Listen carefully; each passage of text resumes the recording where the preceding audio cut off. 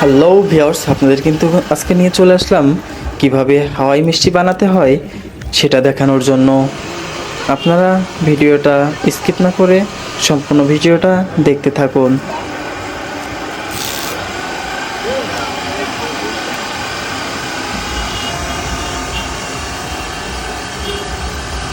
কত সুন্দর হাতের কারুকাজের মাধ্যমে দেখতে পারছেন যে সুন্দর করে হাতের ছোঁয়া বাদে কত সুন্দর এই হাওয়াই মিষ্টিটা তৈরি করে ফেললো।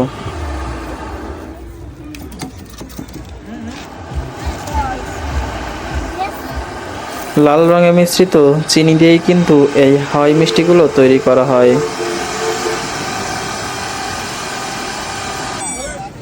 আপনারা যারা এই হাওয়াই মিষ্টিগুলো খেতে চান তারা অবশ্যই বিনোদিয়া ফ্যামিলি পার্ক অ্যান্ড রিসোর্টসে যাবেন। 10 টাকার বিনিময়ে আপনিও খেতে পারবেন এই হাওয়াই মিষ্টিটি। সবাইকে ধন্যবাদ। আল্লাহ হাফেজ।